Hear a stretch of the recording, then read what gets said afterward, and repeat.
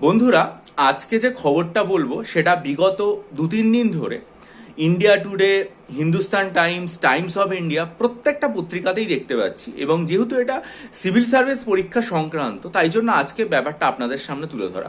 আপনারা নিশ্চয়ই দেখেছেন যে 2022 সালে পরীক্ষা দিয়ে একজন অফিসার তিনি নির্বাচিত হন 2023-এ। ইউনিয়ন পাবলিক সার্ভিস কমিশন আয়োজিত সিভিল সার্ভিস পরীক্ষা দিয়েছিলেন। তার র্যাঙ্ক হয়েছিল 800-র কিছু বেশি, এবং তিনি ওবিসি ক্যাটাগরির ক্যান্ডিডেট হিসাবে যেহেতু পরীক্ষায় বসেছিলেন, তিনি আইএস অফিসার হিসাবেই নির্বাচিত হন এবং মহারাষ্ট্র মানে ক্যাডারে যুক্ত হয়ে তিনি কাজ করতেও শুরু করেন এবং প্রভিশনারি অফিসার হিসাবে তিনি জয়েনও করে যান।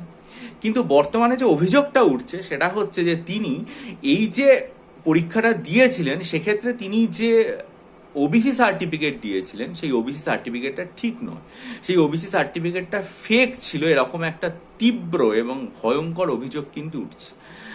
এবং একটা ফেক সার্টিফিকেট দিয়ে তিনি শেষ পর্যন্ত মানে এমন একটা চাকরি পেয়েছেন যেটা পাওয়ার জন্য সারা ভারতবর্ষ জুড়ে বহু পরীক্ষার্থী দিনের পর দিন প্রচেষ্টা করে চলে যাচ্ছে, এবং তার মধ্যে কিছুমাত্র অংশ সিলেকশন পাচ্ছে, যেটা বহু পরীক্ষার্থীর স্বপ্নের থেকেও বেশি বললে হবে সেরকম একটা পরীক্ষাতে।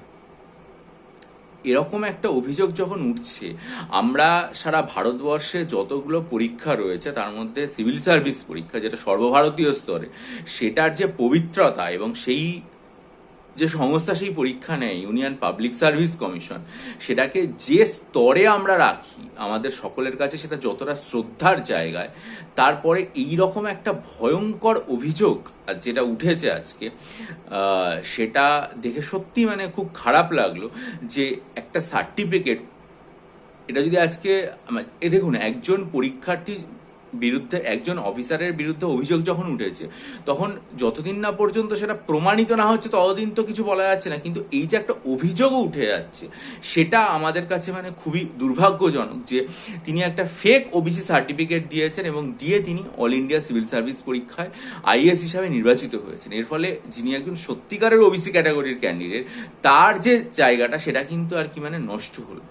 এবং ফেক সার্টিফিকেট দেওয়া হলো, এবং সেটা যে পরীক্ষার প্রসেসের মধ্যে দিয়ে যাওয়ার ফলে মানে এটা ধরা পড়লো না, তার ফলে আমাদের একটা মানে মানে সন্দেহের জায়গা তৈরি হয়েছে। তাহলে কি ভবিষ্যতেও এরকম হতে পারে, বা আগেও কি এরকম হয়েছে? এরকম একটা সন্দেহের যে জাল, সেটা কিন্তু আমাদের মনকে পুরোপুরিভাবে গ্রাস করে। এরকম হওয়াটা কখনোই উচিত নয়। ফলে এটা যে উঠছে, এবং একজন অফিসার মানে বিরুদ্ধে, যেটা বিভিন্ন পত্রপত্রিকাতে দেখলাম যে তিনি এরকম মানে প্রভিশনারি অফিসার হিসাবে সেই সমস্ত সুযোগ সুবিধার অধিকারী ছিলেন না যেগুলো পাওয়ার জন্য তিনি বলেছিলেন বা যেগুলোর দাবি তিনি জানিয়েছিলেন। এবং তারপর থেকেই ব্যাপারটা আস্তে আস্তে মানে খোঁজ খবর করতে শুরু করে, এবং বিভিন্ন সংবাদ মাধ্যমে উঠে এসছে, এবং টাইমস নাও থেকে শুরু করে এনডিটিভি, তারপরে ইন্ডিয়া টুডে, সমস্ত চ্যানেলে দেখিয়েছে যে এরকম একটা ফেক ওবিসি সার্টিফিকেট ব্যবহার করে তিনি আইএস হিসাবে নির্বাচিত হয়েছেন, এই অভিযোগটা উঠেছে। ফলে যে সংস্থার পবিত্রতা এবং যে পরীক্ষাকে আমরা এখনো পর্যন্ত সমস্ত পরীক্ষার থেকে শ্রদ্ধাজনক অবস্থায় রাখি, সেটার ক্ষেত্রে যদি আমাদের এরকম একটা সন্দেহের বাতাবরণ তৈরি হয়, তাহলে সত্যি সেটা আমাদের ক্ষেত্রে মানে অত্যন্ত দুর্ভাগ্যজনক। এবং আমরা সমগ্র ভারতবাসীরা এই 2014 সালে, 2024 সাল পড়ার পর থেকে তো একের পর এক এই ধরনের মানে খবর পাচ্ছি। সেটা আমাদের মানে বিভিন্ন রাজ্যের ক্ষেত্রে দেখা গেছে প্রশ্নপত্র লিক হওয়া থেকে শুরু করে প্রশ্ন মানে বাইরে চলে আসা, টোকাটুকি, পরীক্ষা বাতিল হয়ে যাওয়া, সারা ভারত জুড়ে এটা চলছে।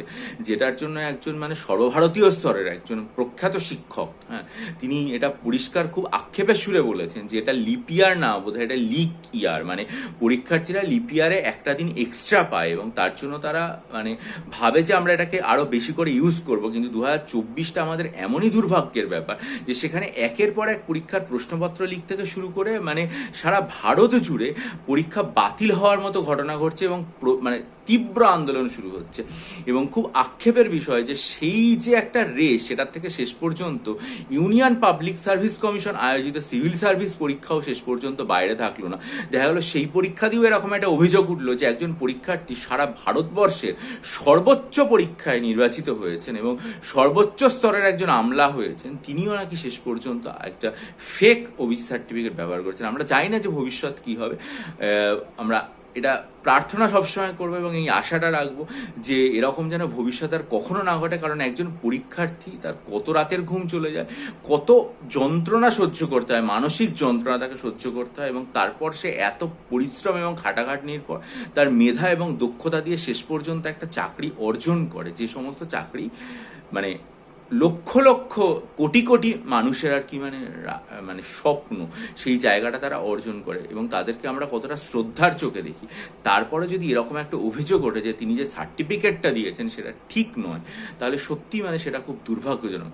জানি না যে এর ভবিষ্যৎ কি হবে, কারণ বিভিন্ন পত্রপত্রিকায় দেখলাম যে তদন্ত চলবে। এখন তদন্ত করে যতদিন না পর্যন্ত ফলাফল আসছে ততদিন তো তাকে পুরোপুরি মানে কিছু বলা যায় না, অপরাধী বা দোষী বলা যায় না। দেখা যাক তদন্তের ফলাফল কি আসে, এটা এলে নিশ্চয়ই আমি আপডেট দেবো। কিন্তু এটা খুব খারাপ লেগেছে কয়েকদিন ধরে। আমি তো আপনাদের সাথে চ্যানেলের ভালো এবং মন্দ উভয় দিকে শেয়ার করি বিভিন্ন পরীক্ষা, তাই এটাও শেয়ার করলাম। যদি মনে হয় এটা গুরুত্বপূর্ণ, লাইক করবেন, আপনাদের মতামত কমেন্ট সেকশনে জানাবেন, তাহলে ঋদ্ধ হবে। এবং অবশ্যই চ্যানেলটা সাবস্ক্রাইব করে বেল আইকন প্রেস করে দেবেন। আর এক্ষেত্রে আমার দুটো কথা বলার, সেটা হচ্ছে যে যারা 2023-এ পাশ করতে পারলেন না প্রিলিমিনারিতে, তাদের সামনের দিনের জন্য রোডম্যাপ কি হবে সেটা, এবং 2023-এ যারা WBCS মেন্স দিচ্ছেন তারা কিভাবে পড়াশোনা করবে, এই দুটো নিয়েই আমি সামনে আমার ভিডিও আনবো। তার জন্য চ্যানেলটা সাবস্ক্রাইব করে নিন, বেল আইকন প্রেস করে দিন।